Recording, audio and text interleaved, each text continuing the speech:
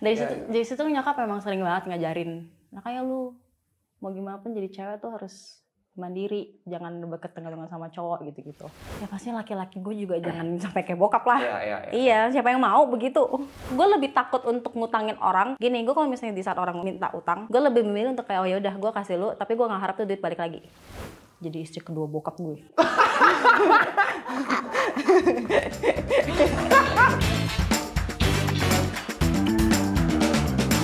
Keren, Wendy Walters. Gue takut banget tau ngundang lu sebenarnya. Gue nggak tahu nih ngundang apa gimana, tapi gue takut dia ada lu di sini. Ya udah gue pergi. Jangan. Iya, lu galak banget tau Wen. Gila lu. Nggak, sumpah di semua digital lo tuh galak banget.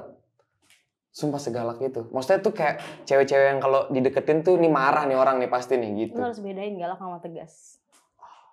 Lu tegas. Tegas. Ya. Oke, Wendy Walters. Yes. Wendy Walters. Gue kira kalau nanya nama lo kenapa Wendy Walters, gue udah pernah nonton di mana, gue kayak udah basi banget. Cuma ada satu pertanyaan yang gue pengen tahu sebenarnya. Lu pernah tinggal di Aceh? Pernah. Kan gue lahir di situ. Lu lahir di Aceh? Iya, di Lok Sumawe. Di Banda Lok Sumawe itu di mananya? Banda Aceh. Di Aceh. Oke. Bagian Aceh juga tapi bukan di Banda Acehnya. Gini, gue 18 tahun tinggal di Jakarta Utara. Rata-rata temen gue Cina. Udah, lahirnya Jakarta Utara nih. Belum pernah gue ketemu ada orang ada ras Cinanya, lahirnya di Banda Aceh. Banyak. Nah, yang ini pengalaman gue nih.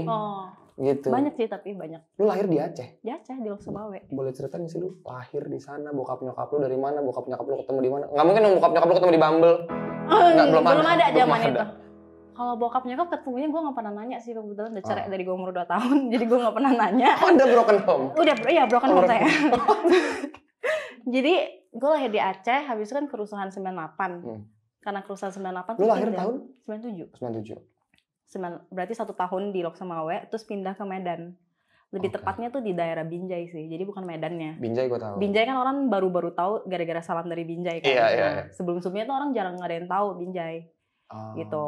Terus gue besarnya di sana, sekolah, terus udah gitu pindah lagi, baru pindah ke Banda Aceh. Pindah ke Banda Aceh, sekolah di Banda Aceh. Pas SMA kelas 2, balik lagi ke Binjai, tamat sekolah baru ke Jakarta. Oke, berarti lu sempat ngerasain tahun 98 itu kekisruhan itu kan? Berarti lu umur 1 tahun ya? Tahun. Nggak ingat apa-apa dong? Nggak ingat apa-apa. Tapi lu tau nggak cerita-cerita waktu lu kecil lu dipindahin gara-gara ada kerusuhan? Diceritain sih sama nyokap, diceritain. Pas di Medan? Di Lok Sumawe dong. Oh, pas di Lok Sumawenya. Kan kerusuhannya di Lok Sumawe. Oh. Iya, maksudnya di seluruh Indonesia, tapi pas kerusuhannya tuh di Lok Sumawe. Ya nyokap paling cuma ceritain aku masih 1 tahun terus kayak digendong naik bus ke Binjai gitu dong. Terus kelar kerusuhan, cerai bokapnya kan? Iya dong, cerainya 2 tahun kan, umur 2 tahun. Iya. Ya, cerainya pas aku umur 2 tahun. Cerai, terus udah gitu, pada saat itu aku masih ikut papa. Terus mami aku pergi ke luar negeri. Lu ikut bokap berarti Ikut bokap, terus udah gitu nyokap pergi ke luar negeri. Berarti lu nggak tahu nyokap lu? Tahu, justru sekarang ikut nyokap. Kok bisa? Gimana ceritanya? Jadi, pokoknya kayak ikut bokap, karena kan pada saat itu memang kayak, aku 3 bersaudara. Aku paling kecil, terus Cici, Koko. Terus gitu semuanya ikut bokap. Pokoknya sampai di suatu hari, ada kejadiannya ya. Udah pernah diceritain juga sih, cuma nggak detail. Ada kejadian kayak papa aku nikah sama hamilin babysitter aku. Lu punya babysitter? Gue punya babysitter dari kecil. Terus dihamilin sama bokap lu? Iya. Oke. Di situ nyokap pulang dari luar negeri. Luar negeri untuk ngambil aku sama Koko sama Cici. Oh, berarti nyokap pulang setelah tahu kejadian itu? Iya. Dari situ udah ikut nyokap. Oh, berarti lu ikut bokap juga cuma sebentar ya? Sampai SD kelas 5. Berarti pas pada saat kekisruhan itu lu udah punya memori dong? Udah, banyak lah memorinya. Berantem pakai pisau gitu-gitu juga gue lihat semuanya dari bokap kecil. Bokap nyokap lu? Dari kecil sih, itu udah lihat sih. Berarti lu punya saudara tiri ya? Punya. Pernah ketemu? Pernah sih ketemu. Pernah ketemu pas udah dewasa ini? Udah. Pernah ketemu, mereka juga kadang beberapa masih ngontak aku sih. Jadi pembantu juga nggak? Atau sekarang? Ya kan mana tahu mereka ngikutin nyokapnya gitu nggak? Kayaknya enggak sih. Kayaknya yang satu yang paling gede masih sekolah, kayaknya udah SMA deh. kayaknya ya. Cuma nggak yang kontak yang nggak yang intens gitu loh. Cuma kayak beberapa kali kayak paling kalau aku ulang tahun mereka ucapin. Kalau kayak ngelihat aku ada bisnis apa gitu kayak mereka chat congrats gitu-gitu doang. Iya, sometimes masih keep in touch lah ya. Iya masih, cuma nggak yang terlalu intens. Gue nggak tahu sih bokap gue nggak ngambilin babysitter gue sih. Gue nggak tahu rasanya nih. Gue nggak tahu sama sekali rasanya. Apalagi lu udah SD. Udah SD. Gue tuh masih punya ingatan waktu gue SD banyak gitu, tapi nggak ada ingatan itu kan. Yang lo ingat apa sih? Maksudnya apa yang lo ingat? Apa yang lo rasain gitu? Ingatnya ya paling kayak diledekin keluarga. Keluarga circle 2 gitu kali ya, sepupu gitu-gitu. Tante sih, lebih ke tante. Lebih ke yang orang dewasa gitu yang kayak, ih mamanya membantu gitu. Tai banget tuh tante anjing. Iya, makanya sampai di titik ini kayak udah di titik ini terus kayak kadang ada yang kayak tante-tante itu kayak nyari aku tuh sampai kayak dulu lu ngata-ngatain gue lo gitu. Cuma kayak ya udah aja gitu, kan masih kecil juga kan. Cuma aku dari kecil mungkin karena udah terlalu sering digituin, jadinya kayak cara aku ngelawannya itu dengan ya udah sok kuat aja gitu, sok-sokan gitu kayak apa lu gitu-gitu jadinya. Iya pada saat itu. Karena sampai di sekolah gitu tuh kadang kayak iya kan mama tirinya gitu-gitu. Tapi lu malu kan berarti? Pada saat itu maksudnya? Pada saat itu hal yang memalukan gak sih? Gue gak tahu makanya gue mau nanya nih. Dibilang memalukan ya malu sih. Yang lu ingat yang memalukan? Malu sih, cuma kayak aku melindunginya ya dengan gue marahin balik. Cuma cici aku yang sering nangis. Jadi kayak kalau misalnya ada yang ngeledekin cici justru kayak aku yang maju buat lu sekali lagi ngata-ngatain gue gini-gini gitu-gitu sih. Oke. Sampai akhirnya umur, inget gak sih lu maksudnya lu kelas berapakah sampai lu udah kayak iya udah bokap gue salah nyet gitu apa gimana gitu. Atau sampai sekarang pun lu masih dendam? Enggak sih, udah gak dendam. Tapi pasti punya gak sih di dalam diri itu kayak... Dulu tuh pokoknya kayak sampai itu kan papa pas dia udah akhirnya kan nikah tuh sama yang mbak aku yang itu. Terus mbak aku tuh panggil adiknya datang. Oke. Terus dihamilin lagi. Sabar ya. Lu punya babysitter? Iya. Babysitter lu diambil sama bokap lu? Iya. Datanglah dia bawa adeknya. Dihamilin juga? Sama papa. Tawa lu. Itu lucu banget buat nggak di kepala gue. Kejadian itu tuh unik gitu. Emang unik. Makanya agak unik banget. Iya. Cuma sekarang malah jadi kalau diceritain aku malah udah bukan kayak ya udah emang udah perjalanan hidup gue aja kayak gitu. Iya. Iya, jadi kayak mereka sempat tinggal ya kakak adik sama papa sama 3 anak. 2 dari yang pertama, 1 dari yang adiknya. 2 cewek, 1 cowok. Biasanya kan anak perempuan, apalagi bungsu, sama bokap deket banget dong. Yeah. Biasanya gitu ya. Lu sama bokap gimana? Pas dengan semua kejadian itu? Nggak gitu dekat sih, karena kan pada saat itu juga itu kan SD tuh, tapi kayak setelah itu tuh kayak masih tetap ada dapat uang bulanan kan, walaupun nggak seberapa. Cuma kata mami aku, ya setidaknya gimana pun lu tuh anak dia gitu loh. Lu tuh anak dia ya dia tetap harus biayain lu gitu, lu harus tetap biayain lu mau seberapapun uangnya gitu.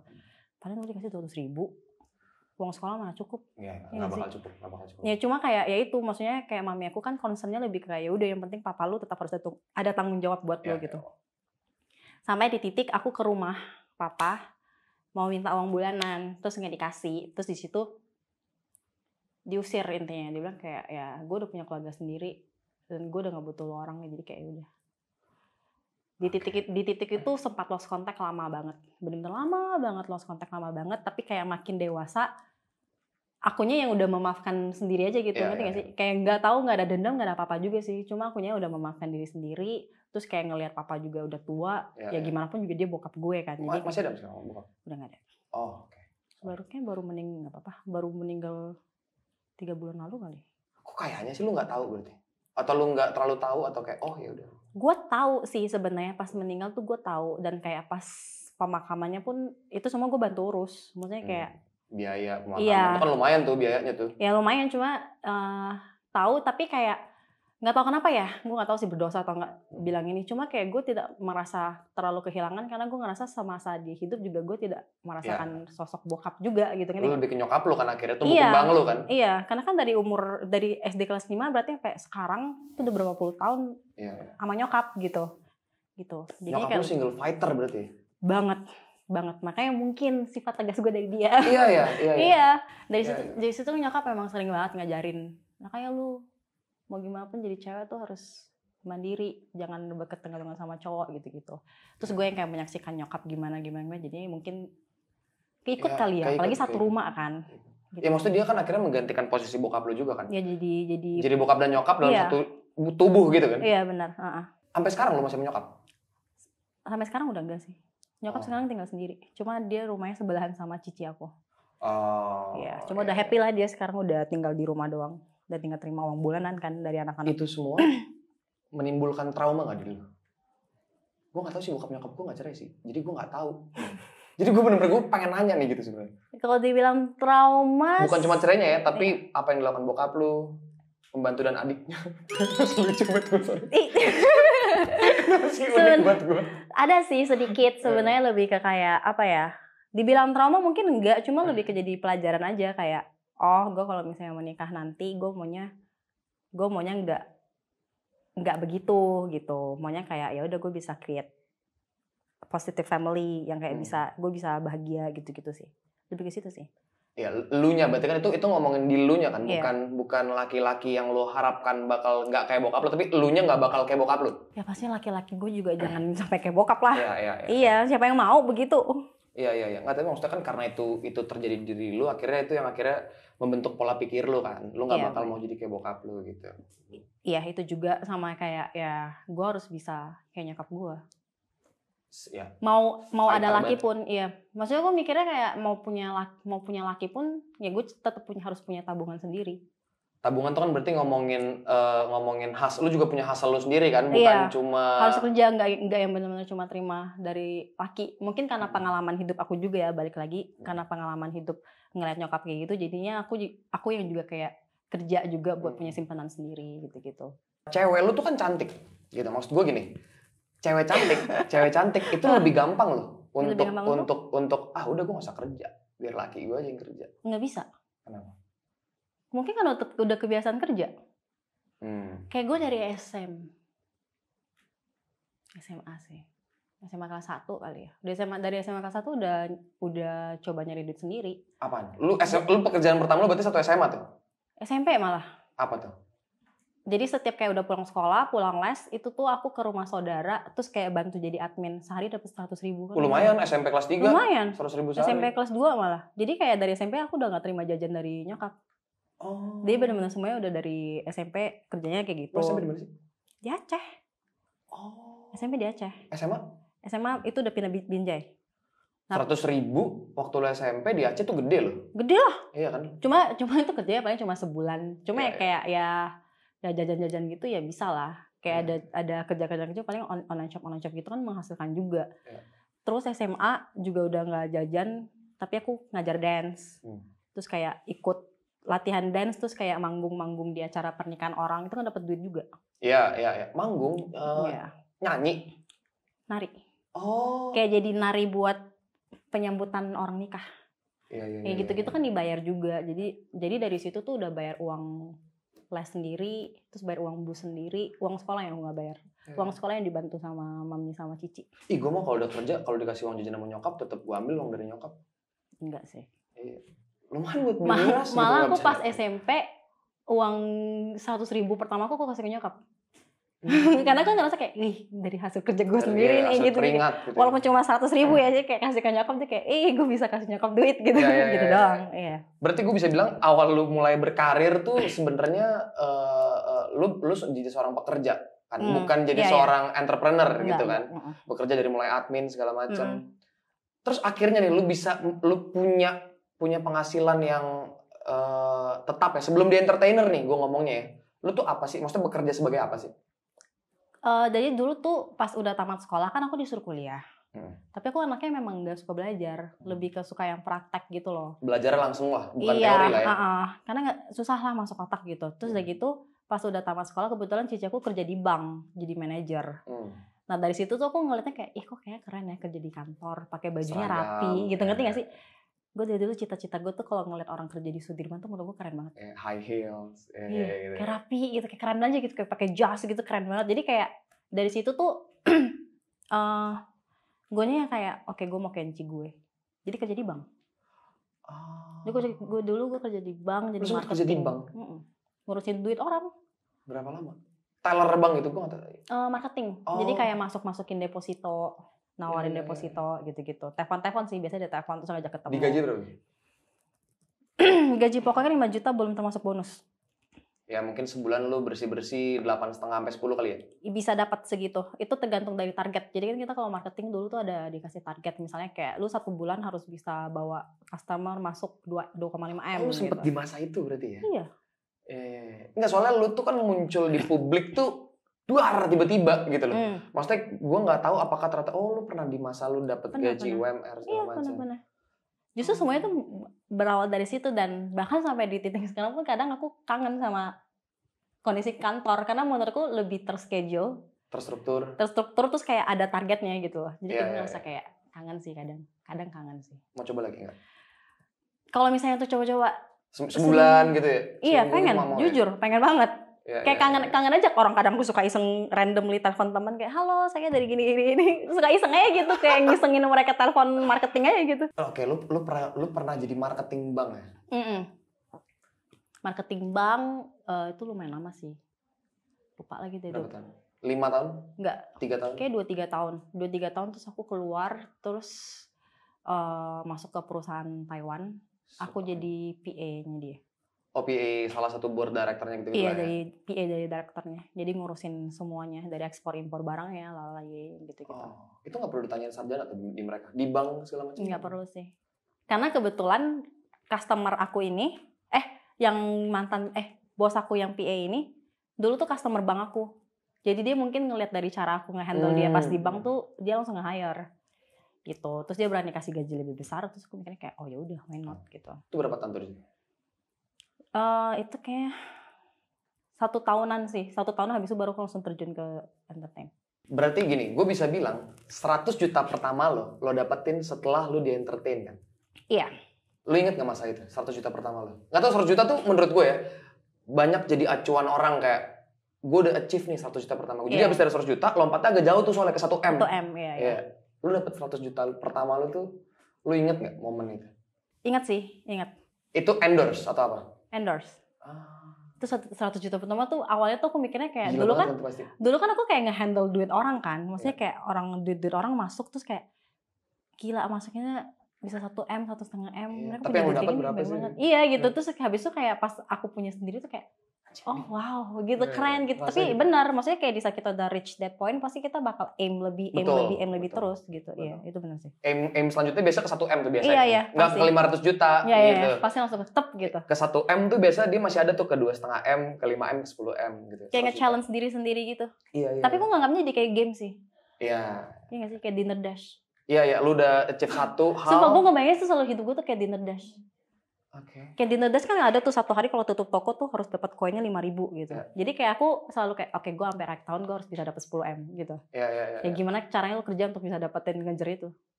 Iya. Tapi pasti menyenangkan banget ya 100 juta pertama tuh ya. Seneng lah. 1M pertama udah dapet? Udah dapet ya? Udah. Itu lebih gila lagi dong pasti. Enggak, maksud gue momen itu experience pasti lebih gila lagi dong. Enggak. Nggak tau kenapa aneh ya? Iya. Aneh sih. Jauh loh 100 juta ke 1M. Nggak tahu sih, aneh sih tapi memang. Tapi aku lebih hype pas 100 juta pertama. Iya, itu pasti. Iya. Itu pasti. Karena biasa tuh lu yang apalagi yang lu tadinya ngerasain jadi workers kan. UMR tiba-tiba 100 juta mah kaget pasti. Pasti sih, iya. Gua nggak tahu ya. Experience buat teman-teman gue nih, dapat 100 juta pertama, angkat dagu tuh rata-rata. Oh, enggak sih. Angkat dagu tuh. Bener-bener yang kayak ngeliat orang tuh tengil banget. Lihat orang tuh kayak anjing siapa sih gitu. Lu ngontek gue lu sekarang dulu gitu-gitu kayak biasanya. Enggak sih. Aku bahkan sampai sekarang malah kayak ya itu sih mungkin karena aku selalu ngerasa di saat kayak aku udah reach point yang aku mau, aku langsung set target baru kan. Jadi aku kayak ngerasanya nggak ada waktu untuk ngangkat dagu, lebih ke kayak fokus untuk ngejar ke aim selanjutnya itu. Waktu lo nge-reach 100 juta nih, gue yakin preparationnya nggak semateng waktu sekarang lo nge-reach dari 100 juta ke next-nya gitu kan. Berarti kan lo memanage sesuatu nih sekarang. Waktu lo, gaya hidup lo, segala macam. People management juga. Lo punya asisten? Punya. Berapa orang? 1 doang sih. 1 doang? Yang ikut-ikut ya, iya 1. Gimana tuh? Menurut lo, dia bekerja sama lo tuh gimana? Ini kebetulan kerjanya baru lagi. Oh. Baru seminggu. Yang ini baru seminggu, iya. baru sih yang ini. Lu gini, orang tuh biar bisa bekerja nih sama lu tuh suka orang yang kayak gimana sih? Untuk bekerja ya? Yang harus bisa cepat, soalnya kok orangnya kerjanya nggak bisa nunda. Nggak suka nih endorse masuk. Iya, pokoknya ibaratnya kalau misalnya endorse yang memang timeline-nya bulan depan bisa gue kerjain hari ini, gue kerjain hari ini. Jadi kalau misalnya mau cari orang yang emang bener-bener ya pastinya yang emang kerjanya juga cepat, terus yang gercep lah, yang bener-bener bisa sesuai sama apa yang aku butuhin gitu loh. Karena aku orangnya kalau misalnya di saat kayak aku yang sat terus diam pelan tuh aku bisa kayak, lu bisa cepet gak sih, lu bisa cepet gak sih gitu. Gregetan ya? Greget sendiri. Lu tuh orang on time gak sih?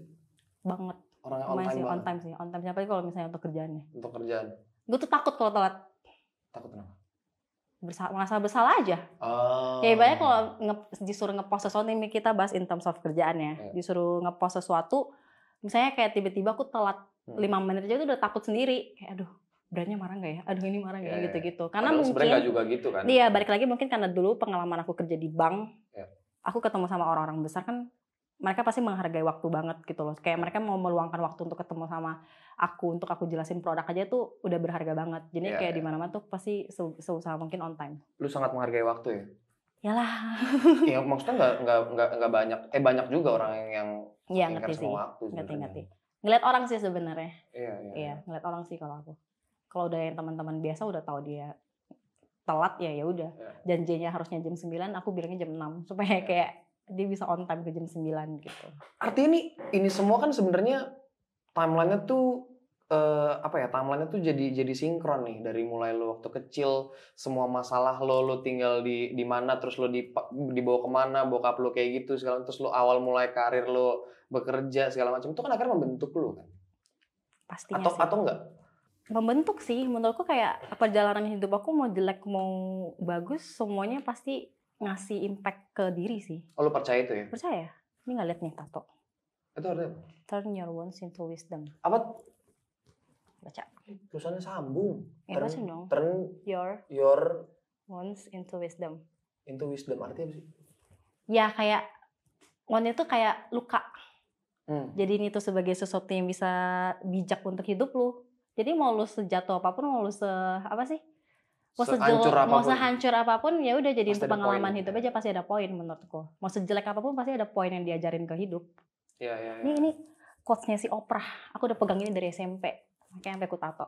Oh, gue pikir lu nato dari SMP. Bandel banget sih lu nato dari SMP. Enggak, cuma ini tato pertama. Lu kalau ketemu nyokap gue di-judge lo pasti lo. Ini tato banget.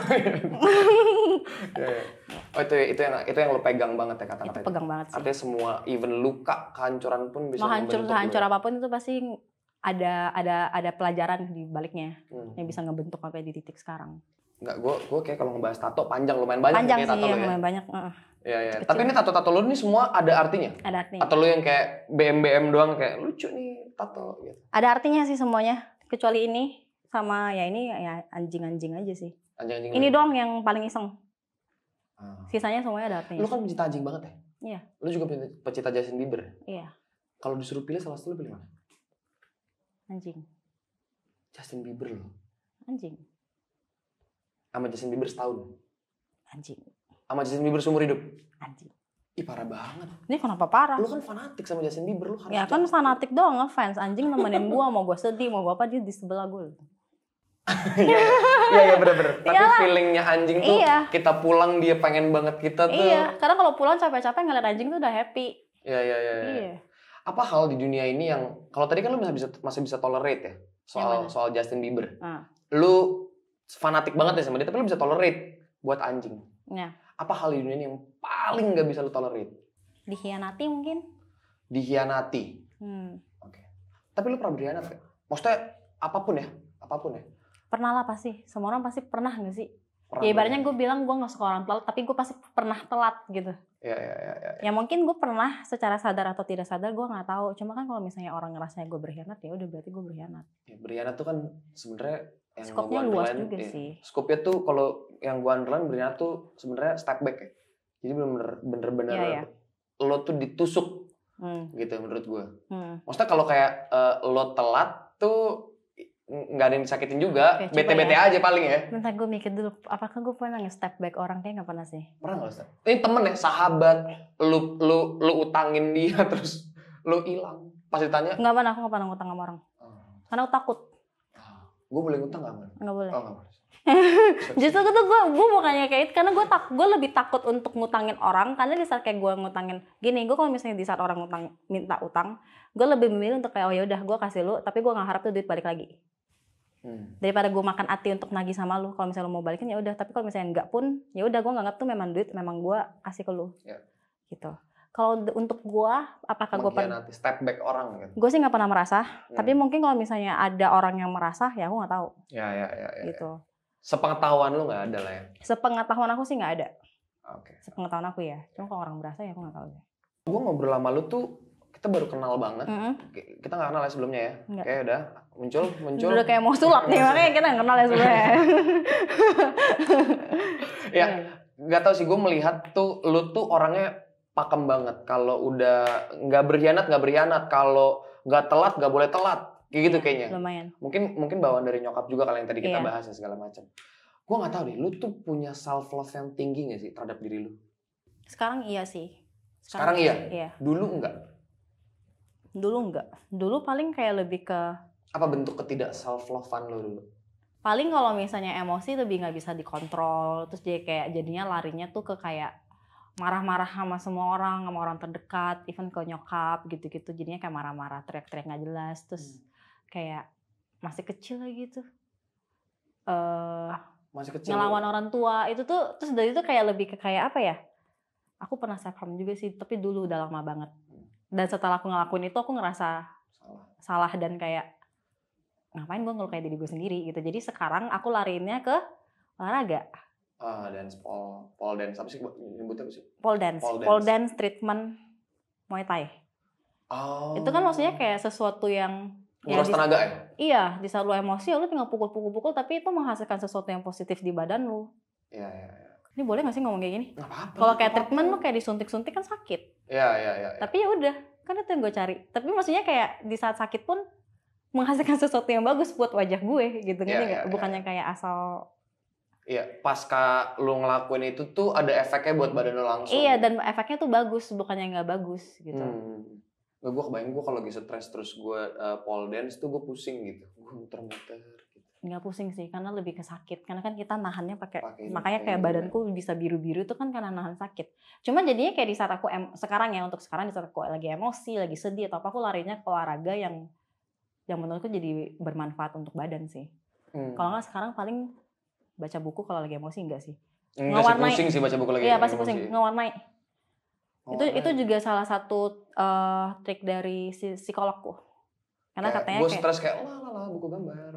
Iya. Sumpah lu kayak gitu. Karena katanya kayak setiap di saat kita mewarnai itu tekanan yang kita kasih itu tuh bisa nge-transfer energi marah kita. Dan tuh berasa bagus di lu? Berasa. Ya jadinya kan kita nggak usah meluap emosi sampai marah-marah ke orang buat apa? Atau jadi sensi ke orang. Tapi malah bisa menjadikan hasil yang kayak pas dilihat tuh kayak oh pas goresan di sini tuh agak kenceng nih. Jadi kayak marahnya tuh makin lama makin kayak halus gitu. Jadi ke transfer. Oh iya. Menggambar ya? Mewarnai ya lebih tepatnya mewarnai. Kayak tetap nggak mau ngelakuin, capek kayaknya mewarnai itu. Cobain deh. Pusing kepala gue gitu. Ya asal aja maunya coret-coret. Oh boleh. Maksa gue. Kalau itu menarik sih. Iya. Itu akhirnya lu self love. Maksudnya lu yang tadinya lu kalau lu marah, kalau misalnya lu lagi emosi lu luapkan even ke nyokap lu bantai, maksudnya lu teriak-teriakin mungkin segala macam. Enggak teriakin ke nyokap, lebih kayak jadi marah, terus kayak misalnya nyokap bilang kayak enggak boleh gini-gini, terus kayak kenapa sih gini, jadi kayak ngelawan gitu. Itu semua impact dari misalnya ya contoh ya dari apa yang bokap lu lakuin segala macam. Ini kan kalau lu ngomongnya waktu kecil. Waktu kecil iya. Mungkin karena kan kalau misalnya pas mereka berantem pasti aku kedengeran. Orang biasa mereka berantem aku di tangga dengerin. Lu tuh berarti di entertainment udah berapa lama sih? 5 tahun. 5 tahun. 6 tahun. 6 tahun. Lu tuh punya ini gak sih kayak punya satu poin-poin di hidup lu kayak oh iya dulu gue anak SD, sekarang SMP, sekarang SMA kerja di bank, terus kayak sekarang gue di posisi ini gitu. Lu sadar lu di posisi mana segala macem gitu. Jadi maksudnya lu realize dengan apa yang lu udah alamin selama ini, lu kayak gitu gak sih? Pernah mikir kayak gitu? Pernah sih. Tapi jadinya ya bersyukur aja. Cuma kayak nggak nyangka bisa sampai begini juga gitu, ngerti gak sih? Begini juga tuh apa? Yang nggak nyangka bisa nerjunnya ke sini gitu loh. Karena dulu aku pengen jadi pramugari. Lu pengen jadi pramugari? Iya. pengen banget, berasa keren. Iya. Kalau lagi di pesawat ya. Gini. Iya. Gue selalu liatin lagi itu. Tapi pernah nyoba? Nggak pernah dikasih nyokap karena riskan kan. Iya. Tapi sebenarnya itu cita-cita gue banget sih. Iya, katanya kan kalau once lu udah naik pesawat, lu tuh ya seharusnya lu udah ikhlas sama nyawa lu di situ ya. Sebenarnya pengen banget. Sampai sekarang, sampai titik ini juga kadang masih pengen. Tapi malah larinya ke entertainment. Iya. Sama satu lagi pengen coba jadi barista. Barista kopi? Iya. Tapi lu suka minum kopi? Kopi hitam enggak? Kopi yang manis ya? Oh iya. Itu kopi juga kan? Iya, kopi juga sih. Kopiko juga kopi juga sih sebenarnya. Iya, yang penting kopi. Basically kayak kopi. Iya, lu kepo ya? Karena menurut lu keren ya? Iya, kayak. Iya. Dila. Itu lebih kayak ke bartender. Oh iya benar. Itu lebih kayak bartender. Gue pas lagi ini kayak bartender deh. Barista gimana sih? Barista tuh yang ntar dia mencet gitu kan. Iya, gue suka gitu. Gue suka banget benar-benar. Bukan gini nih ya. Kok salah sih gue mau gini. Bener-bener. Terus gue suka ngeliat orang kayak pencet-pencet kasir. Lu kan dulu pernah SMP? Kan jadi admin bukan pencet kasir. Oh beda ya? Iya. Iya. Ya beda dong. Iya benar. Gue di kepala gue tadi admin tuh pencet kasir. Enggak admin. Bener-bener masukin data gitu-gitu. Lu kan berarti hitungannya secara umur tuh masih terhitung muda. 25. Kalau yang gue lihat nih karir path entertainment tuh orang bisa random kemanapun gitu. Kita bisa lihat Vindes dari MTV Ampuh, sekarang dia punya platformnya sendiri, tapi dia melalui banyak proses, dia acting, dia apa. Lu tuh pengen ngapain sih di entertainment? Vision lu tuh apa sih? Kedepannya pengen punya bisnis sih. Di entertainment? Nggak di entertain juga. Sebenarnya kayak kalau misalnya dibilang mau di entertain, gak pengen banget juga sih. Lebih kepengen jadi bisnis woman aja. Cuma mungkin sekarang lagi ngumpulin. Cuma sekarang kayak lagi ya udah lagi ada lahan yang bisa dikeruk ya why not gitu. Tiba-tiba lu ditawarin nih main film. Jadi apa nih? Nggak tahu gue, maksud gue lu main film bioskop lah gitu. Jadi istri kedua bokap gue.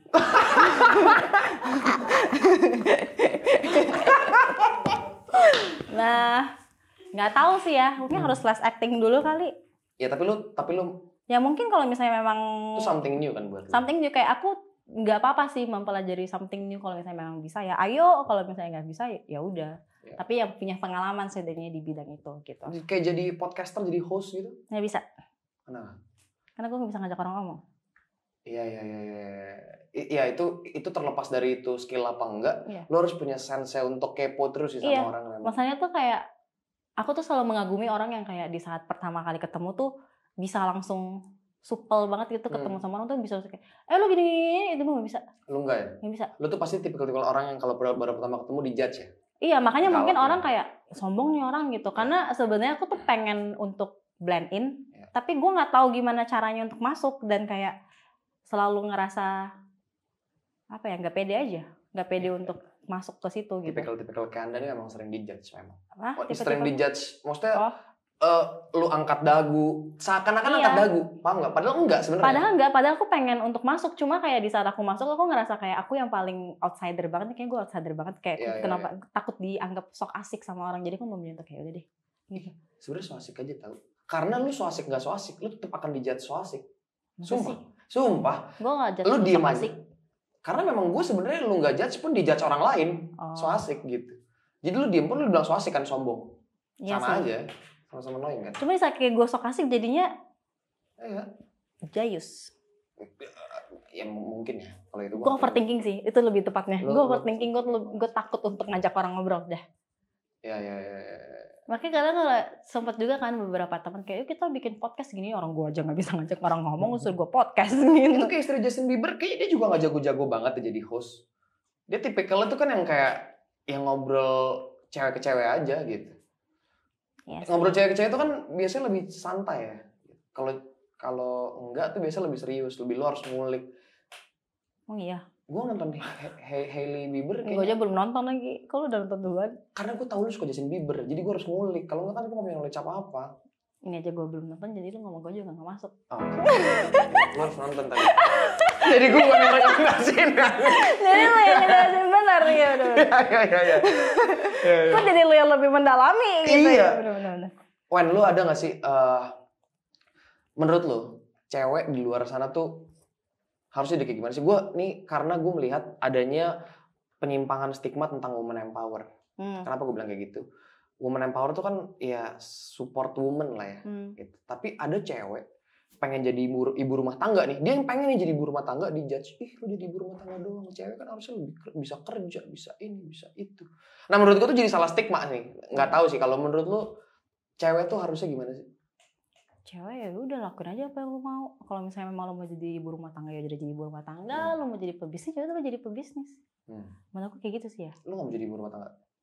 Kalau aku pribadi ditanya enggak. Untuk saat ini tidak. Mungkin karena saat ini fokus aku ya udah aku mau kerja gitu. Tapi nanti kayak kalau misalnya udah semakin bertambahnya umur tiba-tiba aku mau jadi fokus jadi ibu rumah tangga ya we never know juga. Iya, nggak ada yang tahu ya. Nggak ada yang tahu. Ya dan suka-suka lu juga. Iya, suka-suka aku juga kayak nggak ada yang harus maksudnya kayak nggak ada Apapun nggak ada yang bisa. harus bisa ngedikte kayak lu cewek ya lu harus jadi ibu rumah tangga lu cuma boleh masak gitu ya menurutku nggak juga. Iya. Lu mau masak ya udah silakan, lu mau jadi ibu rumah tangga di rumah ngurus anak doang juga ya udah nggak apa-apa. Lu mau kerja doang nggak apa-apa, lu mau jadi ibu rumah tangga sekaligus pebisnis juga nggak apa-apa. Menurutku apa salahnya? Iya. Nggak ada yang salah sih. Nggak ada yang salah sih. Gue suka banget tanya satu pertanyaan ini ke orang yang baru gue kenal. Oke. Lu kebayangin, lu udah umur 50 tahun. Iya. Lu bayangin dulu nih, lu umur 50 tahun. Yang lu bayangin lu lagi di mana tuh? Pantai. Lagi di pantai. Kenapa pantai? Karena gue suka pantai. Terus di villa, udah punya villa sendiri. Terus ngadepnya pantai. Di mana? Bali atau di luar negeri? Atau Luar negeri sih.